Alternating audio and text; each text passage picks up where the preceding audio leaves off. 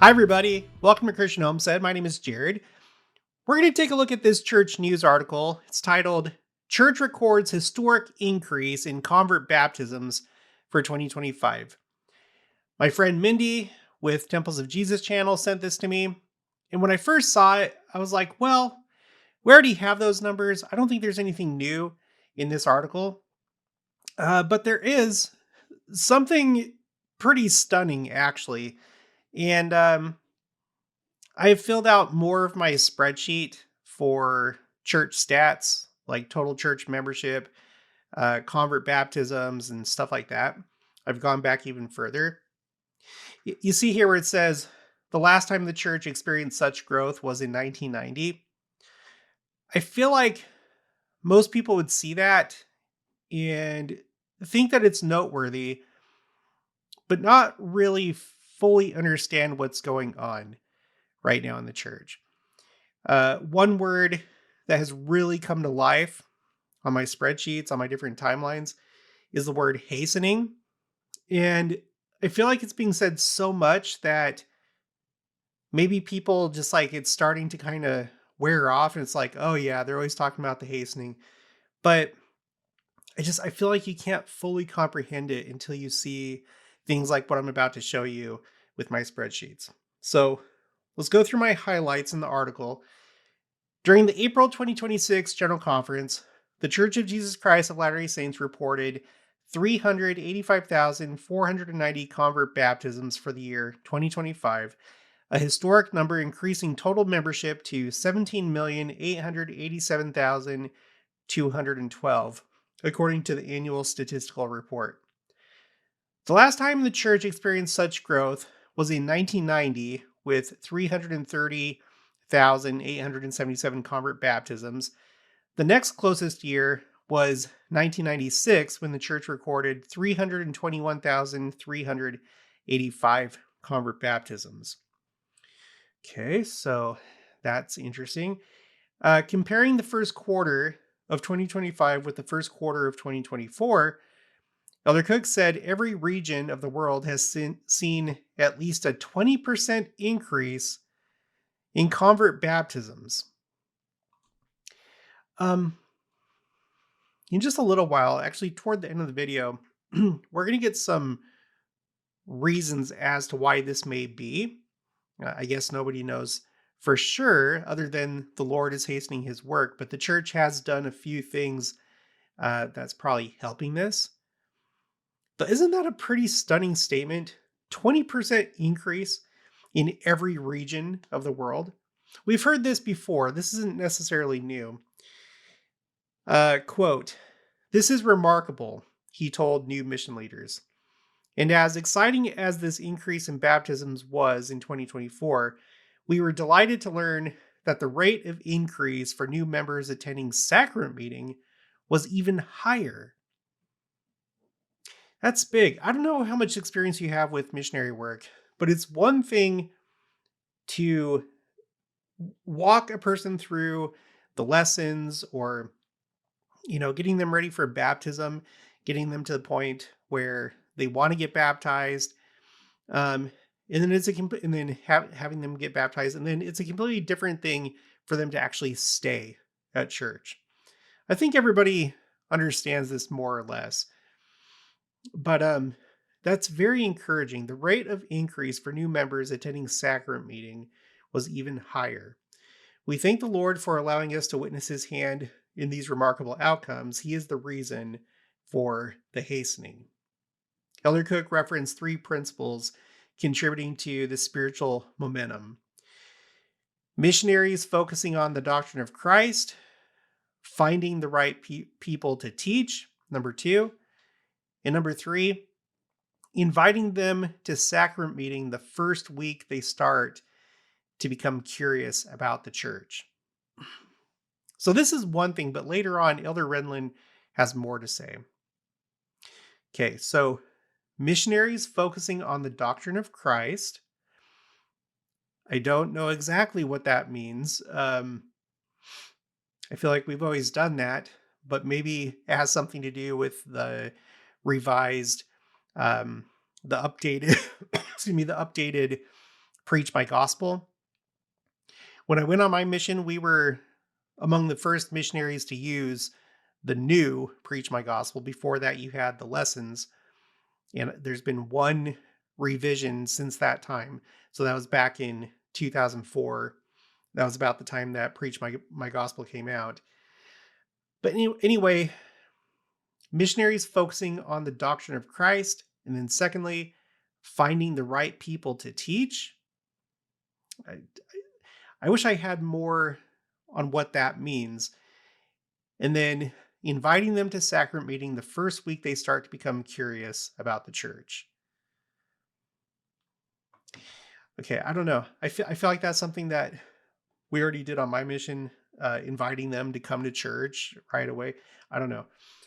Elder Ronald A. Rasband of the Quorum of the 12 Apostles, who serves as chair of the Missionary Executive Council, testified of the Lord hastening his work in a devotional at the Provo Missionary Training Center on January 27th. Now, we've already covered this, but I do want to refresh our memories because he said some pretty remarkable things. I have this on my spreadsheet called Quotes, Second Coming. So January 27th of this year. This is taken from Church News. During an April 1834 meeting in Kirtland, Ohio, the prophet Joseph Smith prophesied, "This church will fill North and South America. It will fill the world." Now, nearly 2 centuries later, members of the Church of Jesus Christ of Latter-day Saints are seeing this happen. And by the way, part of what I'm about to show you is really interesting numbers when it comes to the number of countries that the church has a presence in now. As I've gone back and I've filled out the numbers that I was missing on my spreadsheet, I saw something pretty interesting. Okay, the numbers of missionaries serving, people choosing to be baptized, and temples being built are all increasing. Do we not all feel wonder and awe in our hearts? Asked Elder Ronald A. Rasband in a January 27th devotional at the Provo Missionary Training Center. He was accompanied by his wife, Sister Melanie Rasband, who also spoke. I'm going to skip down. So he goes through these false narratives about, church growth, essentially. False narrative 2. The church is declining as interest in organized religion decreases. The last 12 months saw the largest number of convert baptisms in any 12-month period in this dispensation, said Elder Rasband. I should point out that this surpassed another 12-month period that Elder Cook had talked about before this point. So in other words, this was yet another increase, a new record being broken, the one that Elder Rasband's talking about. All right, he says, "It is a remarkable time to serve. The future is bright, elders and sisters, and you are at the center of it." False narrative 3, baptisms are increasing in some regions of the world, but not in others. The number of God's children being baptized is increasing in every region of the world. He added that the region with the highest percent growth in baptisms in 2025 was Europe. I would not have guessed that because I feel like all the news has been on Africa and other places like Indonesia, I believe. But I don't think very many people would have thought Europe. They probably would have guessed like Africa, South America. Those would probably be the top 2 contenders. But no, it was Europe. Okay. No matter where a missionary is called, quote, "You can have faith that the Lord is hastening his work in your area. His miracles are filling the whole earth." Okay, later on, Elder Rasband left MTC missionaries with an apostolic promise. "As you commit your whole souls to your missionary purpose, the Lord will engage you in this great and marvelous hastening of his work." He invited them to count themselves blessed to represent the Lord Jesus Christ in such a time. Quote, "I feel that we are only scratching the surface of what the Lord has in store for us as he prepares the world for his second coming.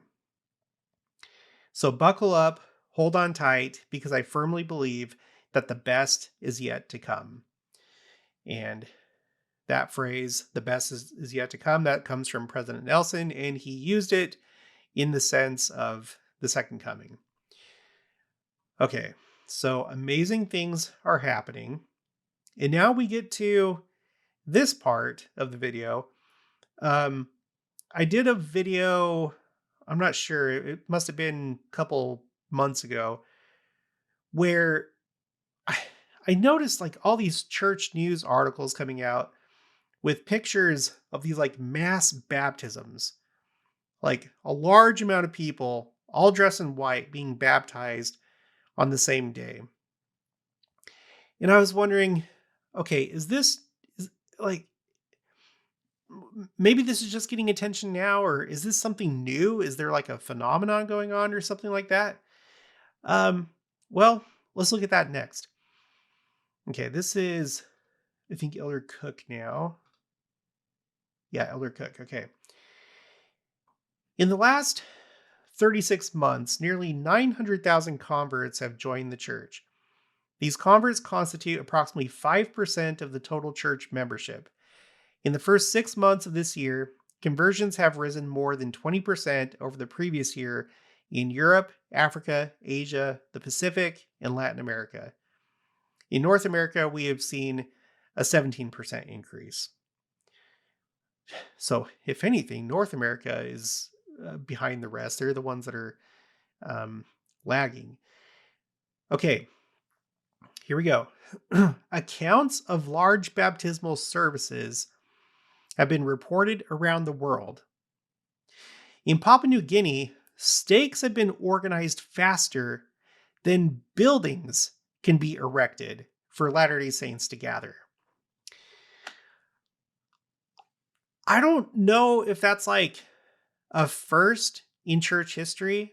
I mean, maybe like in the early church when the saints were poor and relatively speaking the church was growing quickly. Maybe there were situations there where it's like, we have a lot of people but we don't have money right now to build these buildings, or it's going to take time. So maybe back then, but I wonder if there has been a time since, say, I don't know, the year 1900, if we've had growth so fast that you couldn't build the buildings quick enough for the people.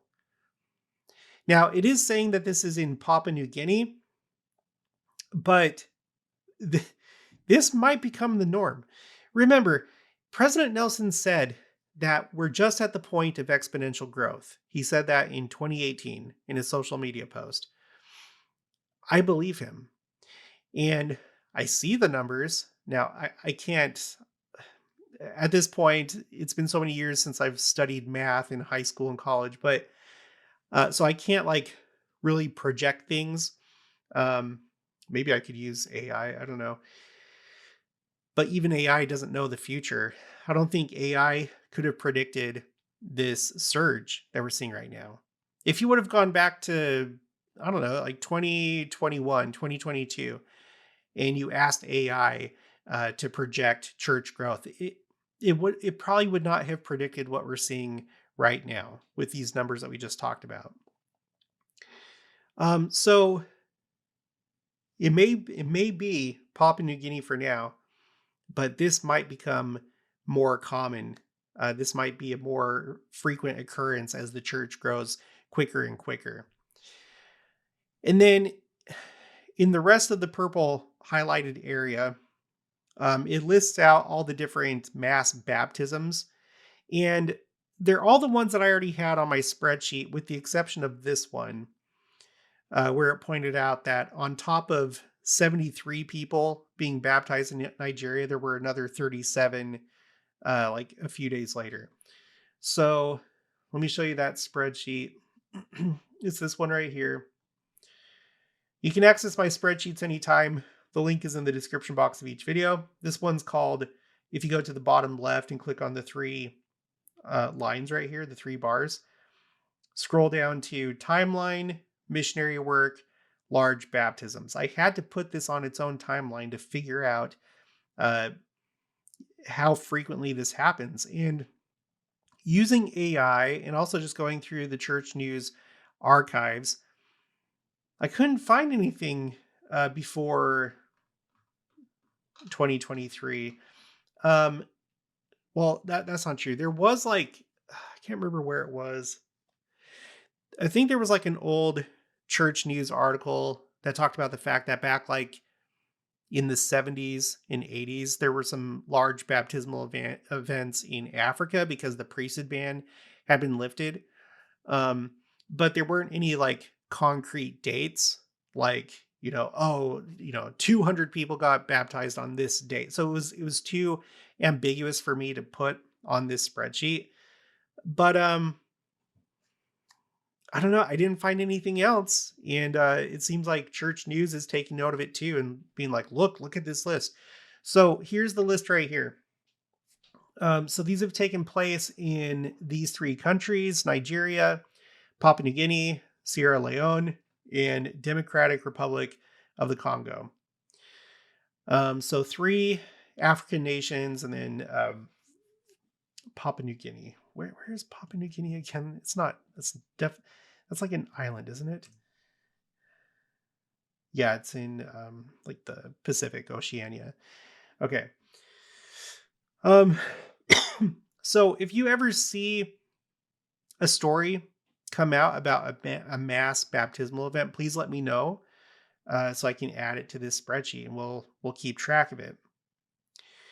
Okay. So then I wanted to look at this spreadsheet that I've updated. This one is called Timeline Missionary Work. Okay, so let's go to the top here. We're going to mainly focus on column I for convert baptisms. All right, so for 2025, according to the church's statistical report that they put out, there were 385,000. 385,000. That is the highest number. That's the highest number that you can find. The article said, it pointed out some years, like I think it said 1990. Yeah, here 1990 you had, well, we can do it this way. Let's go to the top and then let's sort it. Z to A. Okay. So yeah, this is better. Okay. So here's our most recent complete year, 2025. And then you have to go back to 1990 for the next biggest year, and then 1996, and then 1989, 97, and then 2024. So that's big. So the last 2 years have been on the top, in the top 6. So you had a couple in the 90s. You had 90, 96, and 97. Those were the big years. And then you have one from the 80s. Okay, let's undo the sorting and go back to that. Let's look at the last 3 years, because the article mentioned a 36-month period that was almost to 900,000, like just under 900,000. So for the last 3 years, 2025, not that one, 2025, 2024, 2023. Let me move my webcam up. So at the very bottom right, it'll when you highlight these cells, it'll automatically sum it up for you. So for the last 3 years, like the last 3 complete years, it's 945,000, almost 946. But let's just go with 945, and let's go back and look at some of these other high years to see if anything else compares when you look at it in like 3-year chunks. Okay, so here's 96 and 97. You see how they're in the 300s right here? So we'll go from 1995 to 1997, and that number is 943. 943 compared to, what was it again? 945. So unless I'm doing something wrong, and I don't think that I am, the article was talking about, let's see, let me see what period of time they were talking about. So Elder Cook, during his October 2025 General Conference address. So at that point, he was talking about the last 36 months, not complete years, but 36 months. And it was nearly 900,000. But now it is now 2026, and we have the rest of the numbers for 2025. And so that's what we're seeing here. These are the numbers from the church's statistical report. So that 36-month period, the full years of 2023, 2024, 2025, that has surpassed 900,000. And I believe it's the highest, it is the highest 3-month period for new convert baptisms. 945. That's approaching a full million. I'm sure that in the next few years, maybe even by like once this year is done, because maybe the momentum is going to keep going. Maybe if you take 2026, 2025, and 2024, maybe that will be the first 36-month period that surpasses or that reaches or surpasses a million. Wouldn't that be something? Okay, let's go back in time. I don't think there's any other comparable time. So we were looking at 95 to 97. The only other one might be this 1989 to 1991. That's 947. Okay. So that's the top period. Sorry, I didn't do it before. I didn't do it before. I didn't figure that out before doing the video. It seems like that's the top period. So we are now in the second top period, but once this year is complete, I wouldn't be surprised if it passes up the 89 to 91 period of 3 years. Okay. So we got that. Over here in column A, you can see these are the years that I've updated. I still have more work to do. If I zoom out, I still got to go back and do all these years. I'm only confident they'll be able to get back to 1971 because I got these numbers from the church website by going to the ensign and looking at the general conference and the part that has the statistical report. It looks like this. And for each one that I've updated from, wherever I'm at right now to 2007, it's always been the same person that's delivered this report in general conference, F. Michael Watson. And then at some point, the church stopped like putting these numbers out in general conference, but they still do publish them. Okay. Now, one thing that's interesting, let's look at this side over here. Zoom in. The statistical report used to have the number of nations, territories, and possessions that the church had like an official presence in, where the church has had like at least a branch in, is what it seemed like. So go back to 1985. That's as far as back as I've gone so far. Where were you in 1985? The total number was only 105. And you can see that it slowly increased year by year. Well, I guess it's actually a pretty big jump from 85 to 86. but then it was like slow for a little bit. But then it picks back up. And of course, this would, I'm sure this would have to do with the fall of the Soviet Union in 1991. But you can see that from 91 to 97, it goes from 138 to 162. And then they stopped including the number of nations in the statistical report. The last number that I was able to find that I can put a reference to it, this is from Newsroom, is 2025 with over 150. So that's where we're at right now, over 150. 1997, it was 162. But the thing about it is that number included territories and possessions. In the number I just gave you from 2025, I think it only included nations and not necessarily territories and possessions.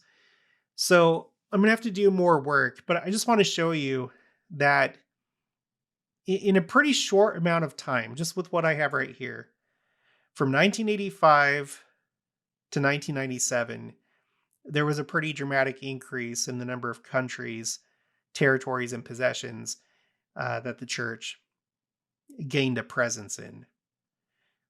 105 shooting all the way up to 162. So I really like that. And then another thing, let me unhide these columns right here. It looks like from 1986 and going back in time, the statistical report included the total number of Melchizedek priesthood holders and Aaronic priesthood holders. I don't know if I'm surprised by the numbers, but like, look at this. In 1986, I mean, maybe I shouldn't be surprised. I don't know. Only 745,000 Melchizedek priesthood holders in a church of 6.1 million in 1986. That's a really small percentage. I know I've never been like in church leadership, but I know that there's like always a concern about men that don't progress in the priesthood. And I guess most of that probably comes from new converts. You have the problem of just getting them to come to church and to keep coming to church, going to sacrament meeting, and then even more getting the priesthood. I'm sure that's like the bulk of it. If you have more experience, let me know. Put it in the comments. But then you also do have members of the church that aren't necessarily new members, but maybe they've been kind of like less active or inactive, or maybe they've been kind of on and off with church. Maybe they had a moment of like leaving the church for a while and then coming back as an adult, something like that. So that, I'm sure that accounts for another portion. But whatever the case, I don't know. That seems low. I'm sure at this point, I mean, I have no doubt that at this point we have over 1 million Melchizedek priesthood holders, but I wish I knew what the exact number was and when we cross that threshold. For all I know, maybe there's like a church news article or something that's talked about when we cross that threshold. But those are some numbers that they reported back then. And yeah, I think that's all that I really have to share. Not a lot of people watched the video where I introduced this, but I decided to keep track of the membership numbers of Community of Christ and also Church of Christ Temple Lot. And you can see it, Community of Christ has basically been stagnant, at least going back to 1994. And I got these numbers from their official bulletin that comes out with their World Conference. Nowadays they do World Conference every 3 years. So these are official numbers that they have published. And they've just kind of like hovered around this like 249 to 250 level. 2003 looks like that's like the peak, 255. Um, and then either they didn't report it. Wait, let's see. So they had they had World Conference in 2025, and then 2 years before that, because there was like less time because they were ordaining a new prophet president, Stacey D. Graham. Otherwise, it would have been 3 years ago. But the last time that they had it was 2 years before 2025, so 2023. The source that I was going to get these numbers, um, either didn't post it or they haven't put those numbers out. So as far as I know, they're still at like about 250,000. And Church of Christ Temple Lot, the last number that I have for them is from 2018, and it was like 6,000.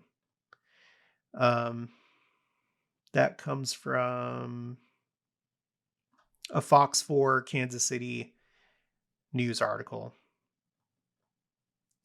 It's just wild to see the difference. Just like how they've been so like stagnant, they have not grown. Um, in our churches, it's just like the look at the new converts this year. What was it again? It was like 300. Where'd it go? Converts baptized 2025, last year. 385,000. And Community of Christ only has like 250,000. So just in 1 year, we gained more members of our church than they have of their entire church. I'm not trying to put them down. I'm just, isn't that crazy to you? Isn't that like,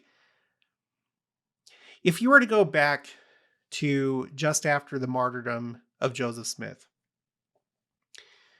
and maybe as like an outsider, if you're like, okay, which of these branches are going to do the best, and everybody put in put in their predictions, would anybody have guessed that the disparity would be so large between our church and these like splinter groups? It's just like, it's crazy.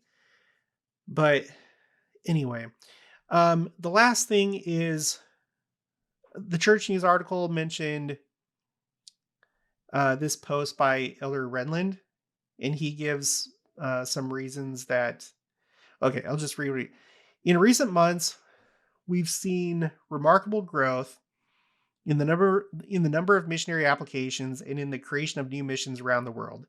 Many wonder why this is happening now, when it contrasts with trends that suggest that the rising generation is less engaged in religiosity. Several factors are probably operative, including some intentional changes the church has made over the past several years for children and youth. One of the most important is focusing bishoprics more intensively on the rising generation, specifically on the young men and young women. It's another one I don't quite understand. I know that it's the bishop and the bishopric, and you have that priesthood power. They have a special calling. Um, the bishop is the president of the Aaronic priesthood in his ward. Um, I don't know. I guess it makes sense. I don't know how to explain it though. Like why it would make that big of a difference. Can you explain that? Um, okay, the next one. Another is that the For Strength of Youth conferences are more readily available. These are spiritual experiences for so many and spur interest in sharing the joy of the gospel. Finally, more families are engaging in earlier scripture study, especially with the aid of Come Follow Me curriculum. This has altered Sunday worship practices. Okay, so those are some other reasons why this is happening. Whatever the case, it's simply fascinating. And, I know that these changes are coming from the Lord, like we've read, he's the one that's hastening his work. He's the one that gives the revelation, the inspiration to make changes. And right now, it just like President Nelson said, it seems like it's the point of exponential growth, and I hope that it will be. And I think very exciting things are on the horizon. I really do. All right, well, that's going to be it for this one. I'll talk to you guys later.